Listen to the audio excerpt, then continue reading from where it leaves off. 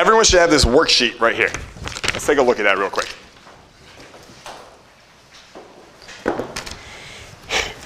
So there are,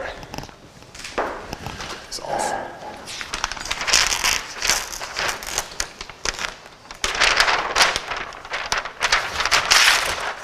Good enough. There are 6 main types of stories we're going to focus on here. How many? 6.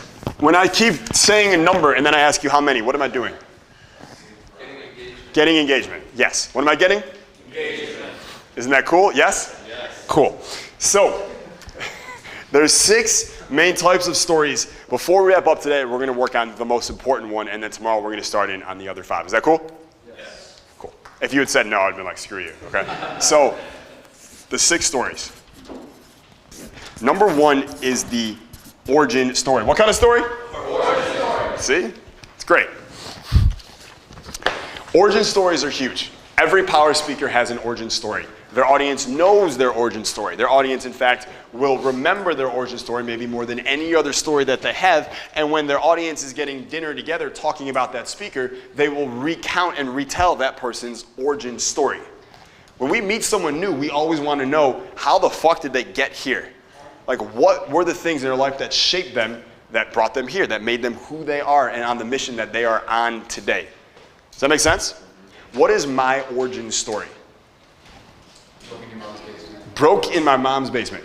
Down to my last $100, right? Could only afford bananas, eating 13 bananas a day, right?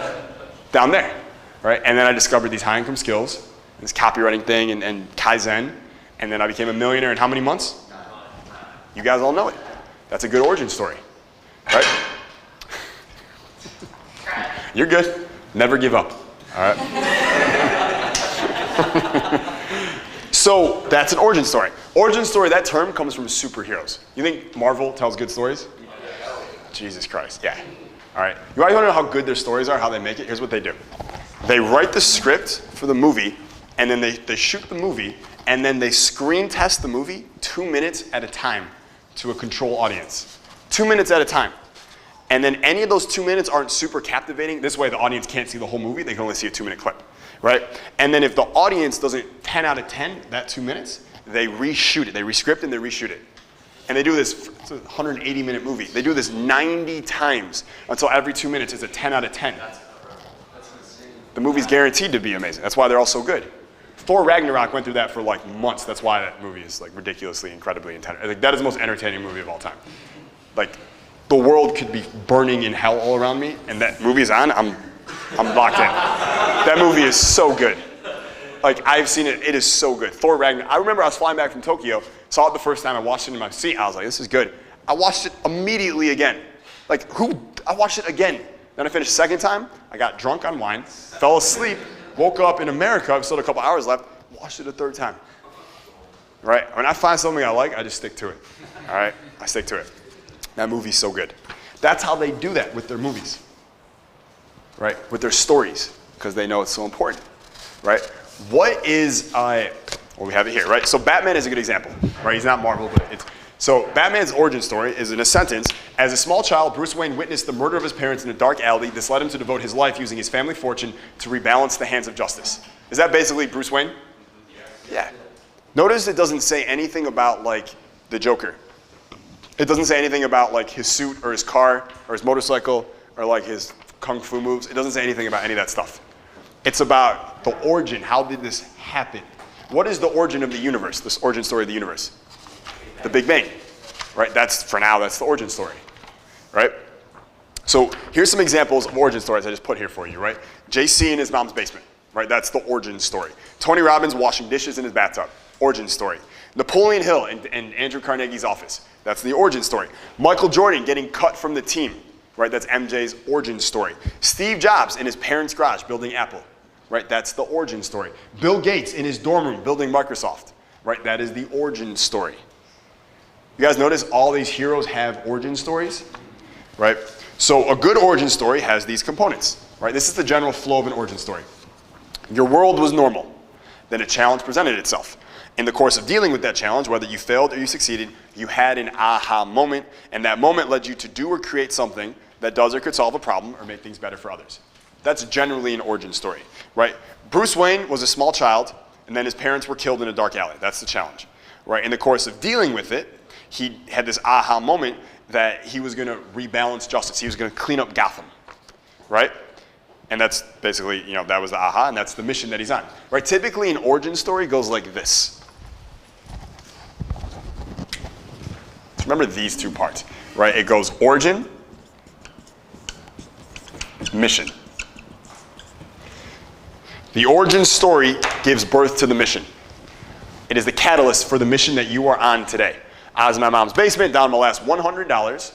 I discovered the power of high income skills. I use them. I become a millionaire in less than 9 months. And now today, I live this amazing life. I live on the beach. I work when I want, with who I want. I do what I want. I have total freedom in my life. And I have so many people I know who are still stuck in the rat race. So today, I'm on a mission to help as many people as possible replace rat race life with laptop life by teaching them the same high income skills I use to catapult myself out of my mom's basement. Right? The origin story bleeds into the mission. Bruce Wayne, parents get killed. Shit sucks.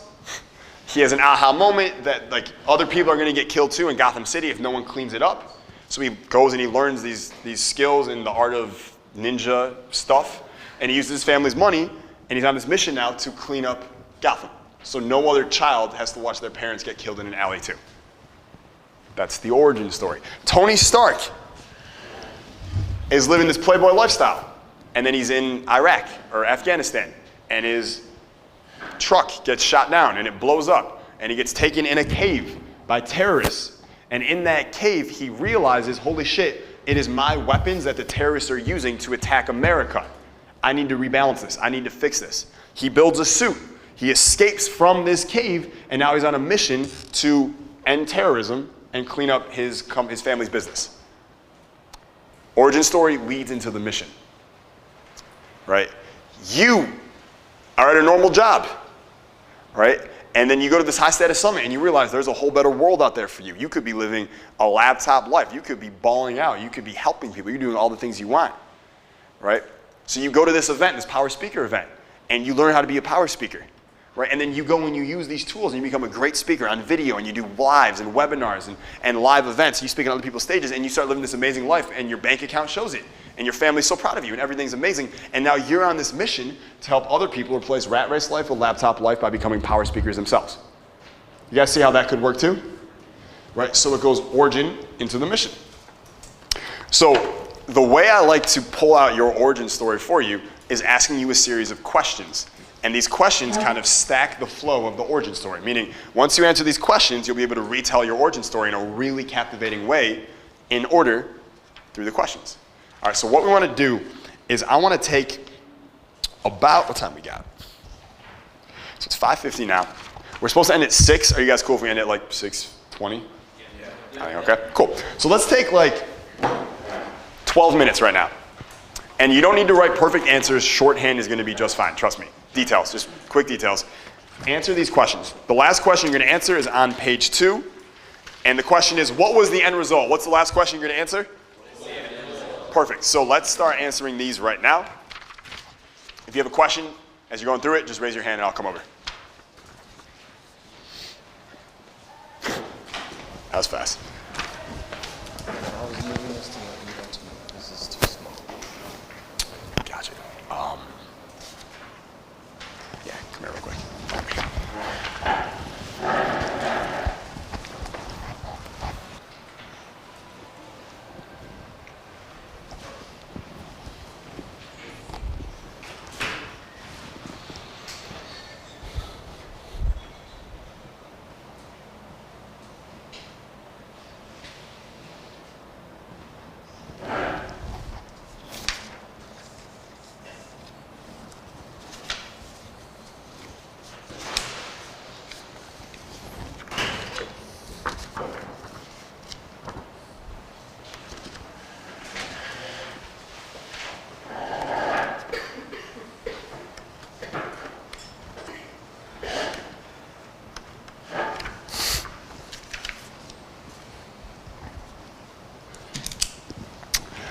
All right, pens down, whether you finish or not, it's okay. Everyone take a deep breath in. And exhale out. Good. Good. So my first question is, as you were going through this, answering these questions, did you learn something about storytelling? Just from the way the questions were structured and the little points in there? Yeah, good. All right, so this is the formula for the origin story. So I'm gonna walk through the questions and I want you to look at your answers as I kind of show you the pattern of it and show you how the answers you gave, how they work in order, right? So what was your goal? What did you want for yourself? What did you want for others, right? Goal, what did you want for yourself? What did you want for others? So like my goal was to be able to do what I want, when I want, with who I want, and never have to worry about money again. What did you want for yourself? I just answered that. What did I want for others? Right? When I tell that origin story, I should probably talk more about not just what I wanted and why I wanted it, but what I wanted for others and why I wanted it for others, right? And I wanted to make that kind of money too, so that my parents didn't have to work until they were 70 and too old to enjoy their retirement. Right? Does that add another layer to the character's motivation? Totally. Is that another connection point? Yeah, it's like another outlet for people to plug into. Right? When you start sharing, you dimensionalize the story. Right? And make this the stuff we, the audience, care about. Right? So if you were like, I wanted to make all this money so I could go to Vegas and buy a $10,000 bottle of champagne for no reason, and then just spray it all over some girl's face that I've never met, and just champagne shower the club, right? Who wants to do that? Yeah, some of you, right? Because I know my audience, right? But most audiences, would they resonate with that? No, so I wouldn't tell that, even if I did that, right? That's not the point. So, 2, when was the time you had your back most up against the wall in this journey? So this is like the rock bottom point. When was it the hardest, right? And for me, it was when I was in my mom's basement. I was recently broke, had to move from my penthouse in San Diego back to my mom's basement with no money in my bank account.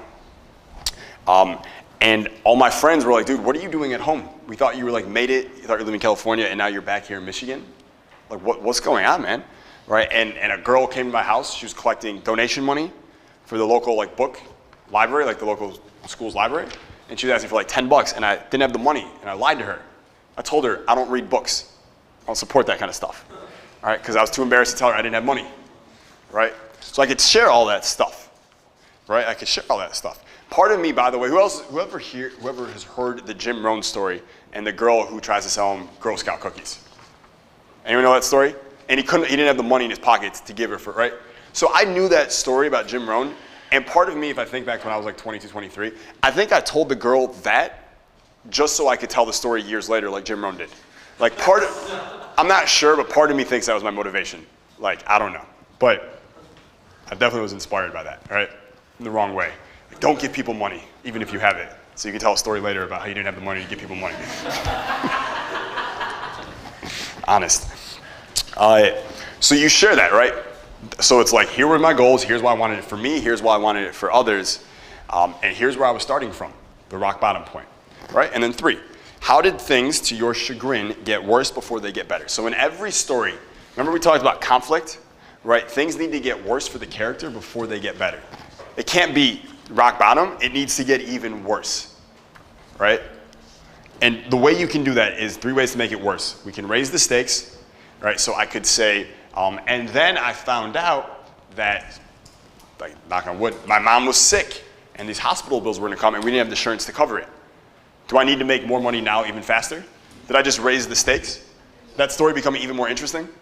Right? That's not true, fortunately, right? But that would be a way to make it more interesting. Or you can make the already slim chances of success even slimmer. So for instance, I had this goal and things are really, really tough and they're really bad. And then I got a letter from the IRS saying I owed them an extra $36,000. So I wasn't even broke, I was negative 36 grand, right? And then I could tell that Donald Trump thing. So I can talk about it. I was walking down the street next to a homeless guy and I pointed to him and I told my friend, he's $36,000 richer than I am. Right? Donald Trump wants to tell that story, right? So I can make the slim chances even slimmer, or I can make it personal, right? So I'm broke, I'm at home, things suck, and then my friend from college, we're all at the bar, and he comes up to me, and in front of all my friends, he goes, Jason, I know the truth, right? You spent all your money, you ruined your business, you're a total fucking failure, you shouldn't even be at this bar. and tears streaming down my face, I walked out of that bar, right? And now I was like, I'm gonna prove that fucking asshole wrong. Did I just make it personal? Yeah. Right? Did all three of those ways, did they make the story even more interesting? Right, so these are like 3 tools in any of your stories. You can come back to these over and over and over and over and over. Make the chances of success even slimmer, make it personal, or raise the stakes, right? So let's turn the page. And this is where we kind of go internal, right? Did you consider giving up? So I let you in on what I was thinking, right? And I left the bar, tears in my eyes, and I thought for a second, maybe he's right. You know, maybe I'd just be one of those dudes who just lived in his mom's basement. Maybe I'll just start playing video games and being dependent on my mom. I'll get a job at Walmart, and that'll just be my fucking life. Maybe that's easier. Maybe I should just do that. Maybe I should just give up on myself. All right? When I'm doing that, by the way, who in the audience is also like remembering those similar feelings that they've had? All of them. Who here hasn't considered giving up at some point? Yeah, we all have. So when we share that with the audience, are we building an even stronger connection with them? Are they now rooting for us? Because are they rooting for us? Who are they rooting for? Themselves. You're a reflection of them, right? And I put a note here. Audience needs uncertainty. Imagine if you knew how the movie was going to end, would you stay and watch? Most likely you wouldn't, right? So that's why like it's good to inject these points of I didn't know what was going to happen in the story. Like I asked Joe, the CEO at Agora, how do you guys make so much money? And he looked at me kind of like with a look of ridicule, right? Like I asked the beginner question. I didn't even know if he was going to answer. And he turned away, and then he finally turned back to me, and he unloaded the answer of a lifetime. You see that little point where I just added, he looked at me with ridicule, I didn't even know if he was going to answer? What emotion am I playing with there? Uncertainty. I'm stirring that pot, right? I don't know what was going to happen. So you can do that. It's great, right? So you can talk about, did you consider giving up? Right, so I consider giving up. Next question. What was the aha moment that shifted everything for you? Right? So for me, I was watching, I don't even know what it was, right? I was thinking about all the guys I knew who were successful online. And I realized whether they did health, or money, or sports, or relationships, or whatever it was that they were selling, I realized that all of them had skills. They're all good at fucking copy, they're all fucking good at closing, and they're all fucking good at speaking. And I realized that might be the key. Those 3 skills, copy, closing, and speaking. Right? And so next one, what was your new plan now on this new power? Right? With this new realization that if I could just get better at copy, closing, speaking, everything would go up for me too. I would shoot out of my mom's basement, and I would spray champagne over someone, etc. My new plan was I'm gonna get better at all 3 of these skills. Right? I'm gonna study copy, I'm gonna study code, I'm gonna get mentors, I'm gonna do all this stuff. I'm gonna apply it all into my new business. That's my new plan, right? The new hope, right? And then how did an enemy work to stop you achieving your goal, right? There always has to be an enemy. Remember we said conflict, right? So I got this plan, high income skills, I'm gonna use all this stuff, I'm gonna get rich. And then I don't know, there was no enemy. This is where like, who here, by the way, answering some of these questions, you were like, there was no enemy. I didn't know what to say. Any of you? A couple of you? Yeah, this is where you gotta start to dig deep, right? Like if I sat down and really remembered, there's always enemies, right? One just came to my mind, right? I was in that basement working on my skills, and every night my mom would call down to me, say, Jason, you're working so hard, honey. Why don't you just come have a family dinner with us and we can watch Dancing with the Stars together, right? And it was that call of family and that call of mediocrity that kept trying to call me back. That's the enemy. You guys see that? Yes. Right? That's it. Who here has an enemy right now? Yeah, it connects, doesn't it? Right? And I remember doing that. I remember telling my mom, shutting the door in her face. Right? I love you, Mom, but I'm doing this. Right? And you'll thank me for it one day. Right? So what was the end result? What did you get? What did others get? So in the end of the day, I became a millionaire in less than 9 months. I got this, this, and this. I do these things now. I did this for my family. I did able to do this for other people. And as a result of all of it, I'm now on this mission today to help all these people replace rat race life with laptop life the same way that I did. So they never have to go through the fucking basement, blah, blah, blah with me. Does that make sense? You guys see it's a formula? Like here's the key. All right, at the end of the day, here's the key with your origin story. You only need one. You only need one good origin story that you will tell and retell for the rest of your career. Remember Dan this morning, youngest founder of a publicly traded company? How many years ago did you say that happened? 15 years ago, he's still telling that story. He will tell that story for the rest of his life. That's part of his origin story, right? You will tell your origin story over. I will tell Mom's Basement down to my last $100, like literally until I stop. I will tell that story forever. I will tell it to the same audience. People have heard it before over and over and over, right? Because you need to hear it many, many times. Like you guys heard Bedros tell the same stories, yet everyone was like happy about it, right? Because who here, like when you hear a story, like you've heard it before, but you're like, no, I like this story. I want to hear it again, right? It remotivates you. It feels good again. This is why I can watch Thor Ragnarok multiple times. It's the same story, yet I keep watching it. Why? Because it's really fucking good. That's it. So you only need one good origin story, and you're just gonna Kaizen the shit out of it. You're gonna like say it on Instagram, say it on YouTube, share it everywhere, and then get feedback. Rewatch the video. What did I like? What didn't I like? And you're just gonna dial it in, and you're gonna be literally, you'll be able to. You could be sleeping. I could shake you at 3 a.m, wake you up, and say, "Origin story, go," and you'll just be able to rattle it off, word for word, because you've told it 1,000 times. That's the point you want to get to. In anytime you're polishing it, just go back to these questions and look at the answers and maybe stack them up and see, how can I make this really, really good? All right, that's it. That's all you gotta do. How can I make this really, really good? So here's what I want you to do. This is gonna be the last exercise for today. In a moment, I'm gonna ask you to get with a partner, and I want you to just very briefly go through the answers you had to the question in the order. Kind of give them, don't do like the whole theatrical version. Just give them like the sound bites, like here's what happened, here's what happened, here's what happened. And as you are listening as the partner, I want you to just give them a little feedback. I really like this, what if you move this to this, right? When we are critiquing other people, we don't critique, we use the what if questions. That is what we use for everything. We say what if. So you hear something you don't like or something could be better, you don't say that's bad. Who the fuck wrote that? Do this, you don't say that. You say, what if you said this detail before that detail? What if you moved that around, right? It's a much better way of doing it, okay? And then you're gonna switch. You guys got it? Yeah. Please stand up, partner up, let's do it.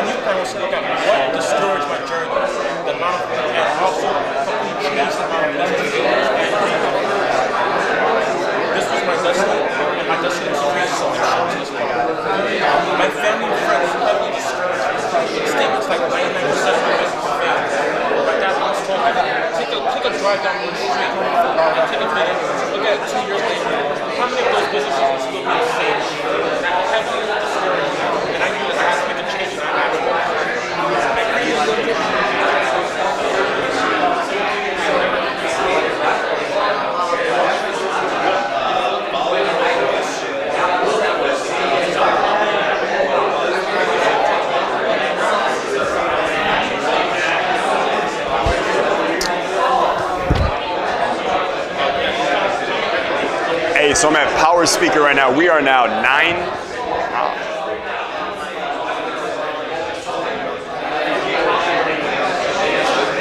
Yo, we are 9 hours into the Power Speaker Academy. We're just getting fucking started.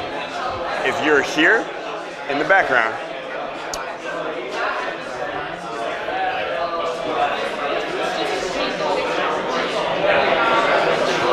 hey, so we are 9 hours into the Power Speaker Academy. This has been amazing. If you are here behind me right now, if you're interested in getting better at speaking, stay tuned for more.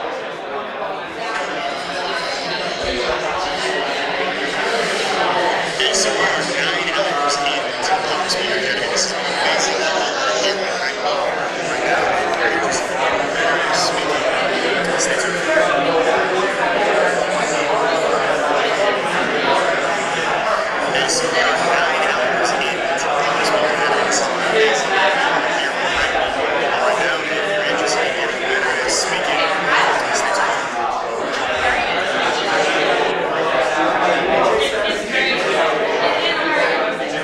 Yes. All right, 1 second. I'll be right there.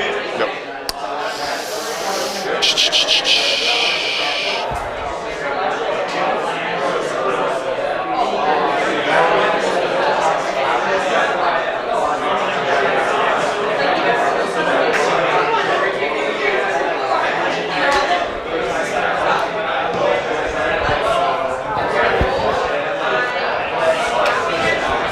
Yo. My question, I know at least for me personally, I'm sure a lot of us here, we're still evolving our hero story. Totally.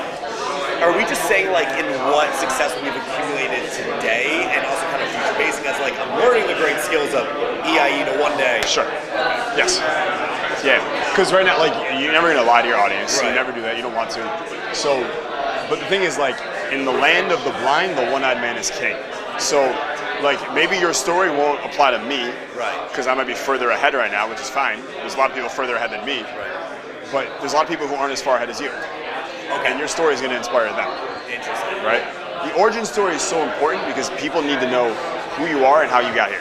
And we're also like Before, imagine- no matter what else you're selling after, they need to know that first. and it's also we're talking to our target avatar Totally. for the success that we've accumulated so far. For whatever it is that you're going to be selling them. Got it. Okay. Yeah. Like if I was selling insurance, my story would have a lot to do with fucking discovering insurance was the best thing ever and that kind of thing. Okay? Cool. Thank you. Okay, so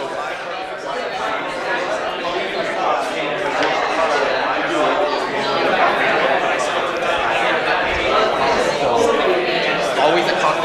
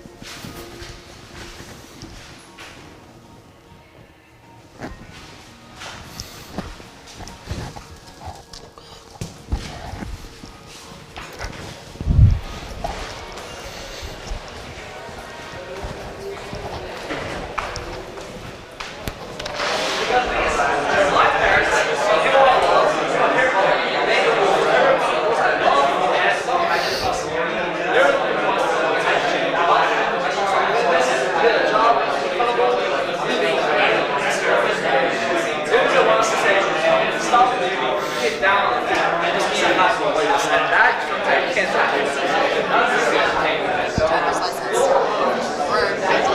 When am I going? When am I going? No, where are you gonna have it? It takes a while. I'm getting it Tuesday morning. But that's when you'll have it. No, I don't know. I'm going to the DMV Tuesday morning. Why? Just because I'm just thinking of like if PayPal doesn't get back to us, that's just like the last thing that they need.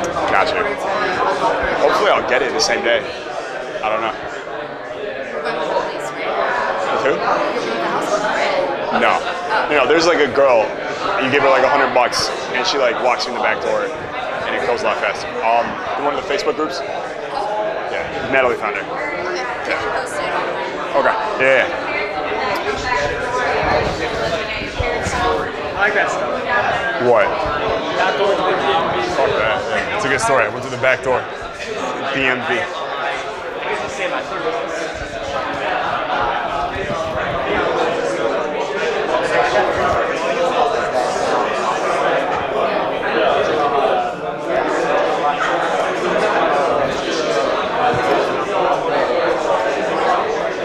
There's plenty of comments in the chat.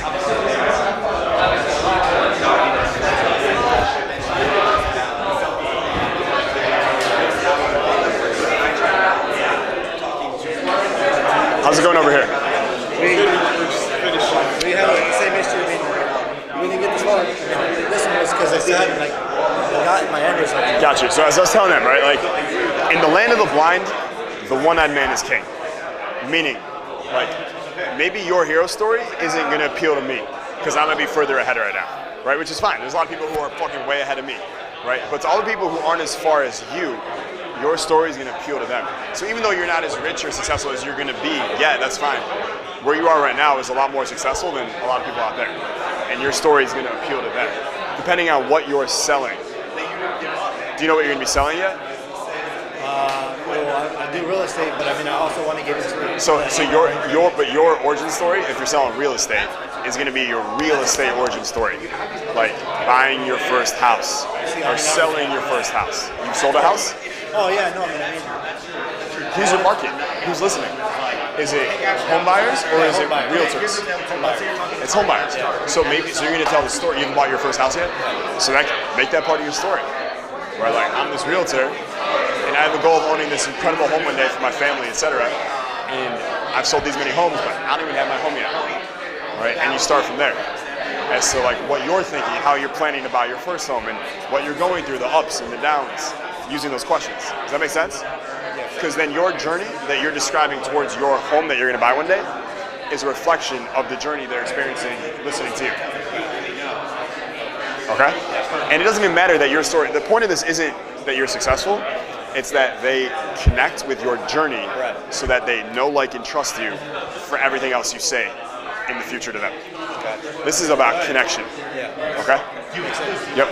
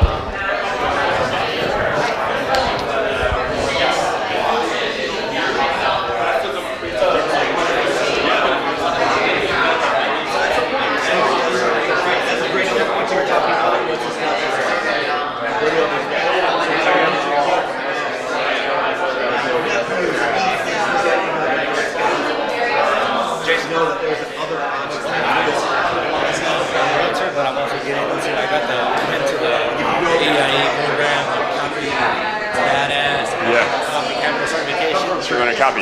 Yeah, no, I mean, I just got started. I got into. I didn't even hear about copy until High Status Summit. Nice, man. So I want to ask you, like, I'm just overwhelmed with all this shit of where I should focus. Should I focus on real estate? Should I focus on this topic? Is real estate doing well?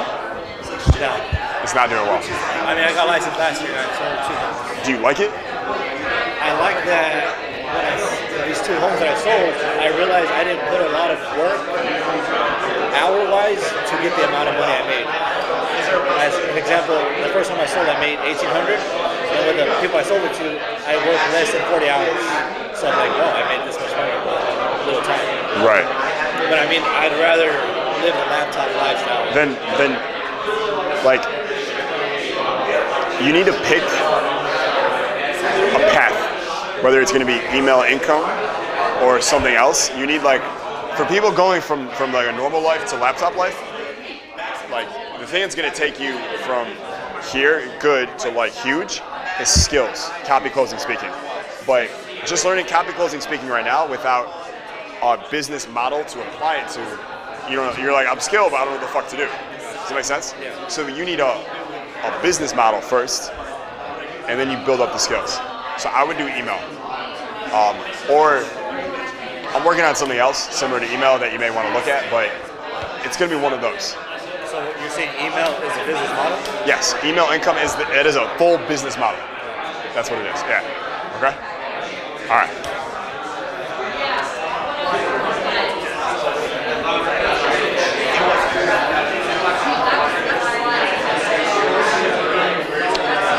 All right. Let's return to our seats. I mean, also I got into like the freaking, what is it, It's different having to record and shit, so I want to know this. You're taking it all in. Yeah. should I fucking focus my time and go through all that stuff, or like, what is that?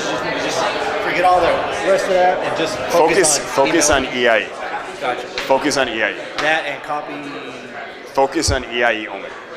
Once you get, who got some like, at least one feedback or one really good insight on your story that changed it or made it different? Yeah, Eric, what'd you get? So I was able to get really clear on, connecting where like people get stuck. So I talked about how I struggled for like 8 years straight, and I can go deeper into how that relates to other people, how they can struggle, and I just took to not give up and to keep pushing myself to keep going. Yes. So going more into that. Right. Good. Okay. Who else?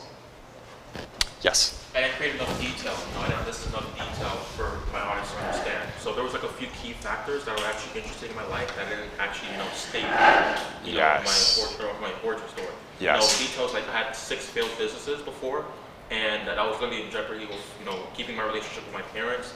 My dad, he threatened to shut down my business, and I still didn't give up. And Yeah. That's great stuff. You didn't have that in there at first. That stuff's huge, right? Like, and here's the other thing is, remember we said name everything? 5 failed businesses is naming something. Because most people would describe it as, I was struggling with this business, and I struggled with this business, and I tried this, and this one didn't work. And the person listening is like, I don't know what the fuck you're talking about. Because you're like, I can't follow you. There's all this other stuff. But if you just name it, 5 failed businesses, I get the whole message with one arrow. It's much better, right? Watch this. How many businesses did Dan Locke fail at? 13. I rest my case, right? He named it, right? He named it. What else? What else did you notice? What else changed? Yes. What others gained from my story, outside of what I thought was ownership. They also said self-reflection, opportunity, meaning, freedom, and doing your own thing. So one point, we're gonna talk a lot about this tomorrow, all right? But there's a big difference between abstract and concrete. All right, with our stories and our language, we wanna be concrete, not abstract, right? Abstract, bad. Concrete, good, okay? Good. So things that other people gained, right? Ownership, what was it? Self-reflection, opportunity. Are those abstract or concrete? Abstract. Those are abstract. You wanna know how you know the difference? Can I hold it in my hand? Right, like Jennifer, I can hold her in my hand, right? Pretty girl, I can't hold in my hand. Green apple, can I hold that in my hand? Yes. Can I hold healthy food in my hand? No, right? Concrete is better because when I say a concrete term like green apple, you think of a green apple.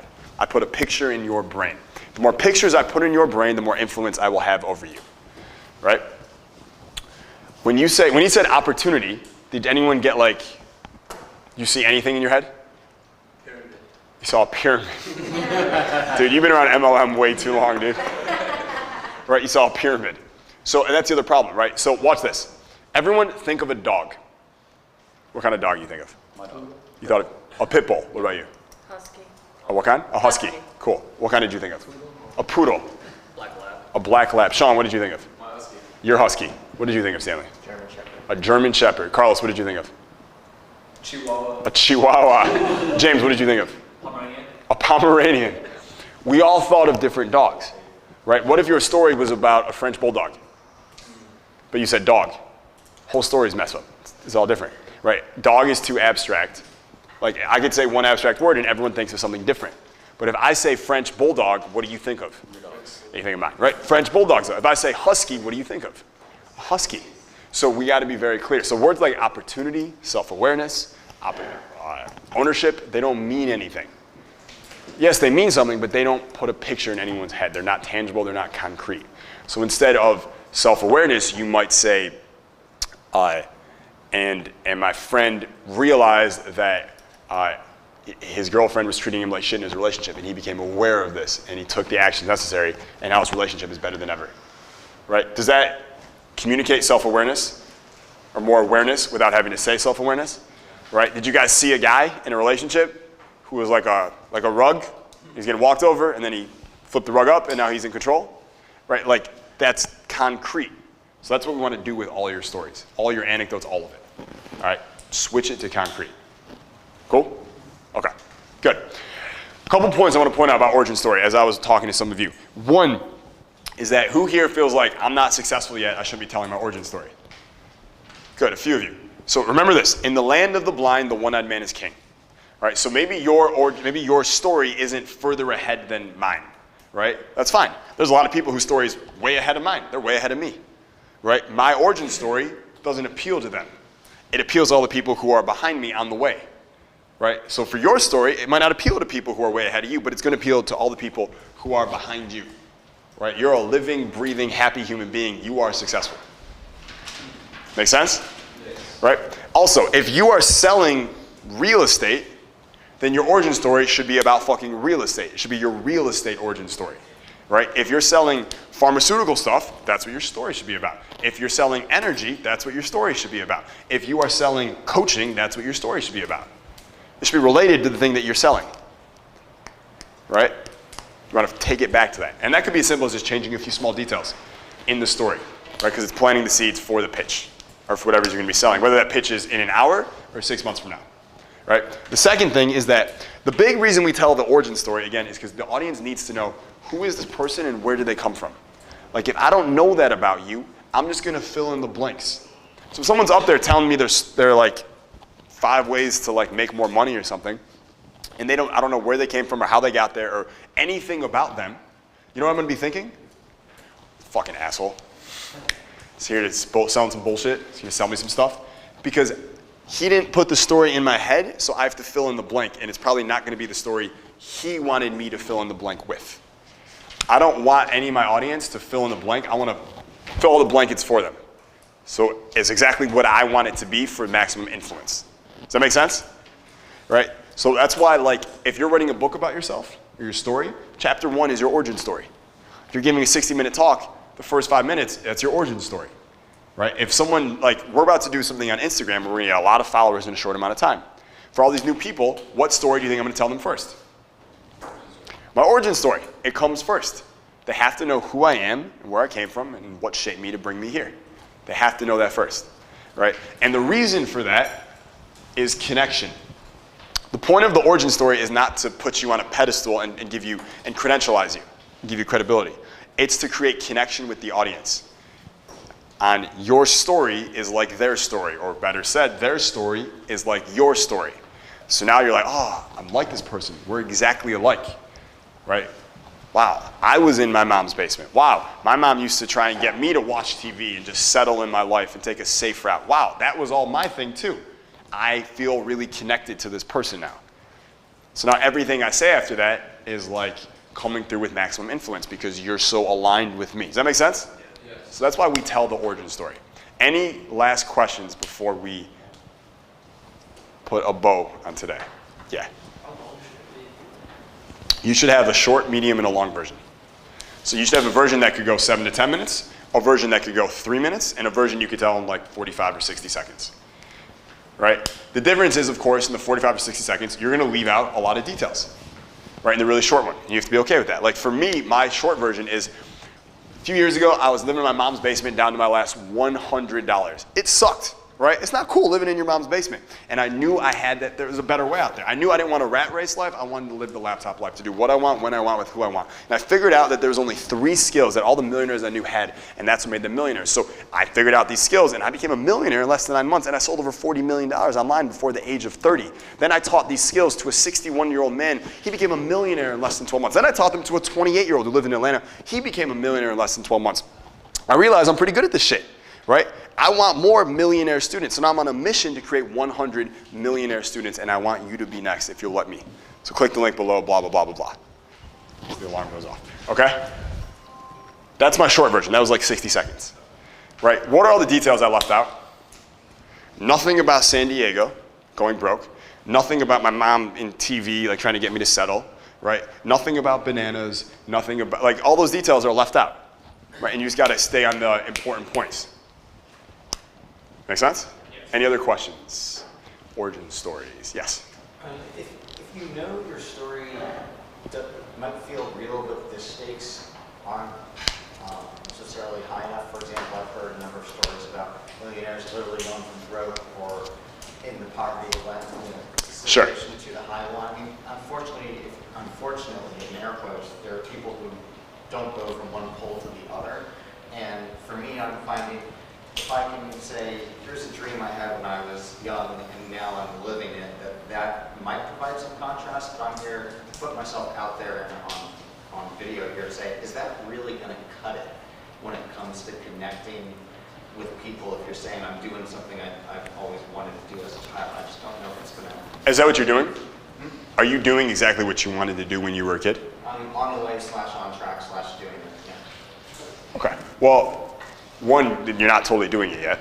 Right. And that's a bad thing because you're not doing it yet. But it's also a good thing because you can share that frustration with your audience who are close to what they want, but they're still not there yet either. That's a connection point, right? The other one is that my guess is that when you were younger, there were hardships and challenges that you are downvaluing when really they could be useful here. I guarantee if we pull them out, they're there, right? The same way that in his story, he thought he only had one. At Summit, there was so many points. We stopped early. There was like 10 points in that story, right? There's so many more. And this is where it's up to you to just dig. Start digging, right? And even better, something you do is go like, if you need like childhood shit, ask your fucking mom, ask your dad, right? They'll tell you, because they remember a lot of shit you forgot, I guarantee it, or your brothers and your sisters, different things like that. So great resources to tell you like the shit that was going on, right? Like I didn't remember 13 bananas.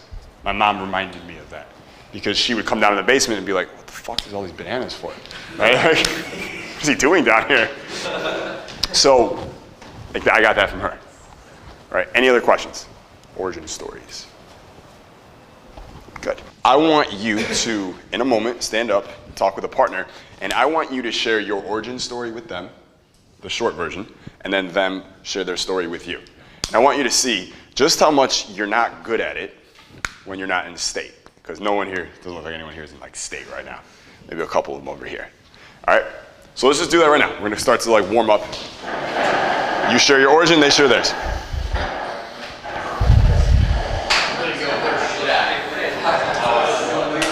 What if instead of saying, I was trying to be a professional golfer, you said, and my dream from a young age was to play professional golf on the PGA Tour? Which one sounds better? That's the one. The second one. Because I'm trying to do this. Does that sound like someone who's goal-oriented? No, it sounds like someone who's just like hopeless. I don't know, maybe it'll work. But goal is, no, I had a dream to play on the PGA Tour. So I had a dream to play on the PGA Tour. Pause right there. Does he come off totally differently to you just in one sentence? Yeah. In a sentence.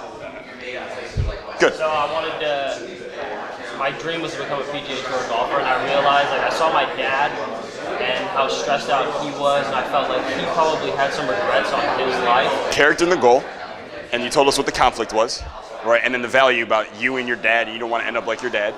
And then what happened? We don't need this other part. Just what happened? So what happened? So I just did golf because I realized that it wasn't what I was trying to do. Too much. When you get to the lesson and the payoff, it's just like, and here's what happened.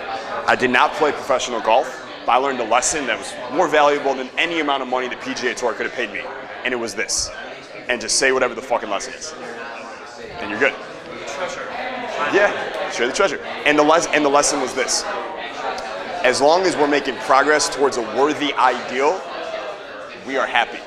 So I was depressed before, I had problems with my liver before. The minute I set a real fucking goal for myself, even though I didn't hit the goal, I was happy because I was progressing towards a place I wanted for myself. That's all you need to say. I felt like I was having too much too. I had like little stories within it. I felt that. When those little stories come up, say, fuck you, little story. Think about it, who wants to hear a little story?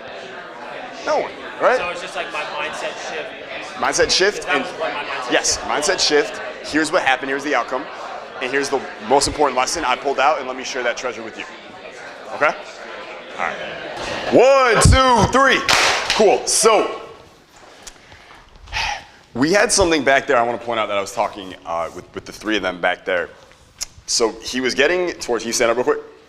All right, so what were you doing in your own words when you were telling your origin story? You were saying and a lot. So this is one thing I want everyone to just point out as we do a lot of drills and exercise with partner study. Just kind of like put your little police hat on. Like, I don't believe in social police, but you have the opportunity to be a vocal police here. If you find the person you're talking to talking monotone or using like elongated noises, we're gonna stop them. So the first one, what was the first one? This is how it's early. How early I am. What was the first one I just said? Monotone. Jesus, yes. So literally, that wasn't a test. He was like, I just went blank. He was like talking and he'd say, so I talked to my dad and what I realized is that I didn't want his life. So, and then I told, you guys know anyone who talks like this? Raise your hand if you do. Yeah, not cool. All right, not cool. We're gonna stop that. So if you hear your partner saying it at any time, you have the right to pinch them on the shoulder. Okay, everyone pinch the partner on the shoulder right now and you pinch them back. To make sure everyone's okay with this, yes? Anyone feel violated in any way? A little bit? Okay. I said the shoulder, okay? I said the shoulder. So that's the first thing. If you catch them monotone, you're gonna pinch them, and if you get pinched, what do you do? Ow. Yeah, first thought is, thank you. You are helping me with your pinch. Your pinch is valuable, thank you. And then you start changing your tone to be a variety of tonalities. The more you change your tonalities, the more what you are. The more interesting you are, period. So unless you wanna be fucking boring, change your tonalities. All right, so that's the first thing. The second thing is, so we had monotone and we had elongated pauses, right? And you would do the and, those are elongated. You're filling space with the noise because you don't know exactly what your next thought is. It's okay not to know what your next thought is. 2 minutes ago, I was like, what the fuck did I say? I forgot what my next thought is. That's fine, right? Everything's okay. But when you take the time to go, I don't know what my next thought is, so I'm just gonna make a noise in this moment so like no one notices, or you really do it, you wanna know the real reason people do it is they're afraid of losing the other person's attention in the conversation or in the interaction. So they're like, hold on, I don't know what my thought is, so don't you go anywhere, yeah, my dad, right? They're afraid, you're not gonna lose them, all right? In fact, pauses build suspense, they don't decrease interest. So if you don't know what to say in that moment, so I talked to my dad and I told him something I never thought I would. Right? Everyone's like, all right, what'd you tell him? Do you guys notice that pause? Did anyone like check your phone when I was pausing? Anyone get bored, want to walk out? No.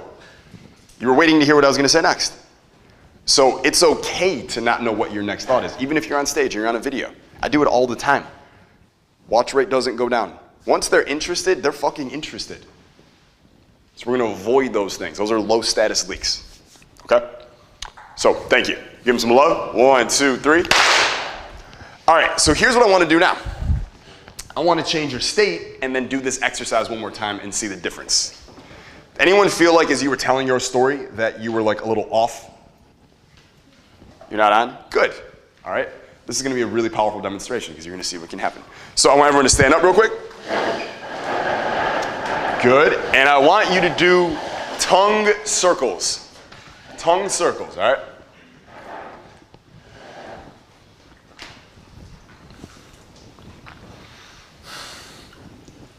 Reverse. Let it burn.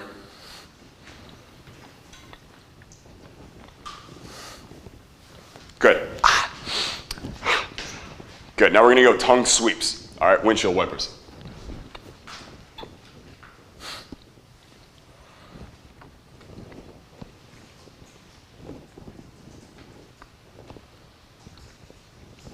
Good, stop.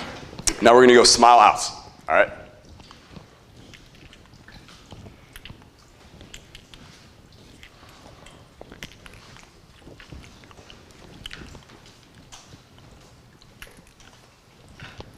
Keep going. Really push it as deep back as you can and as far forward as you can.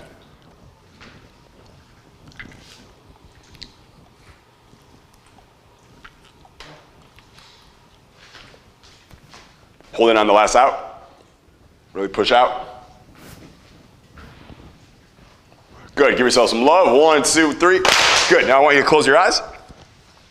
And I want you to imagine this time that you are Tom Brady. Who are you? Tom Brady. And you're at the 1-yard line in the Super Bowl. You guys are down by 5 points with 3 seconds on the clock. And it is 4th and goal. You step up to the center in front of you, put your hands in between his legs. It's cool though, because you're playing football. 80,000 people are roaring all around you. Your coach, Bill Belichick, is staring at you from the sidelines. 13 members on the other team on defense are yelling at you. You can't do it. You will not score. We're about to kill you. This is our championship. You shake it off, you take a deep breath in, and a deep breath out. You step up, and you call hike, and you take that ball, and you fake a handoff to the running back, and you turn towards that end zone, and you're rushing towards the corner of the end zone, and there's one defensive back who's trying to keep up with you at this moment. It's you versus him. You're running as fast as you can. He is running as fast as he can, and at the last moment, you dive in the air, and you jump over his candy ass, and you land in the end zone as 80,000 Patriot fans go fucking nuts for you, and all your teammates start bull rushing you as you spike that fucking ball on the ground because you have won another motherfucking Super Bowl. How do you celebrate right now?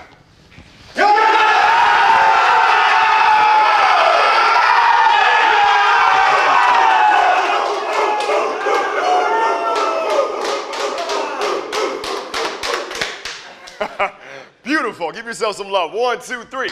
1, 2, 3. 1, 2, 3. All right, now we're going to partner up one more time. Same thing you just did, origin story. Let's see what happens now. Go!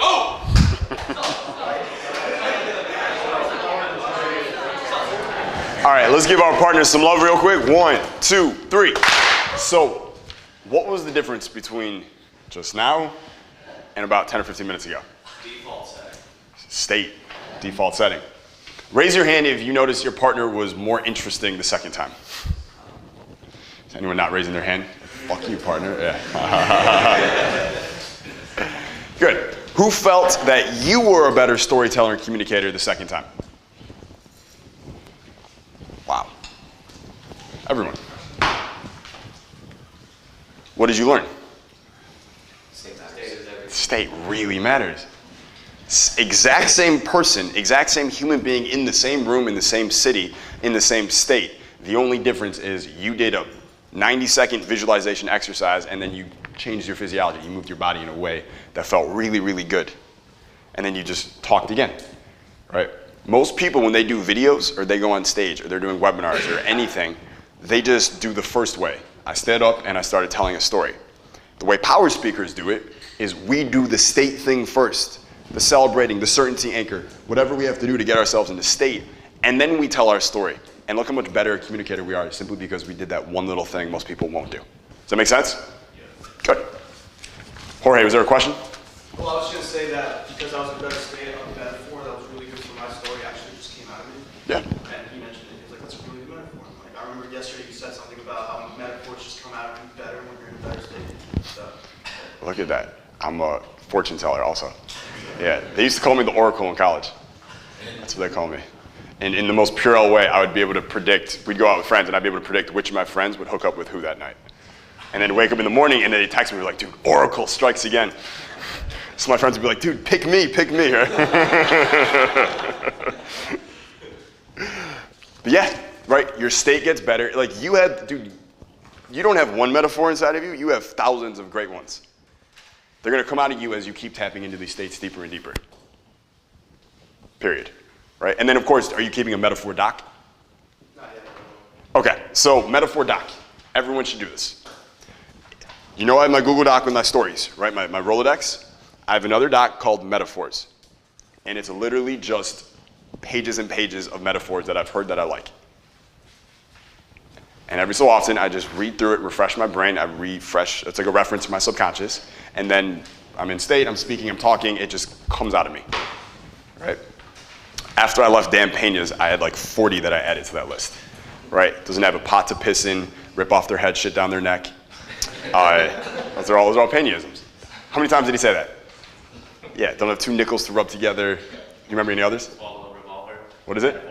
Yeah, please swallow a revolver. Metaphorically. Don't sue me. Metaphorically, yeah. So funny. Swallow a revolver. And he's got some gross ones. Like when he goes, you should have dribbled down your mother's leg. That's gross, dude. that's gnarly, yeah. Wow, okay.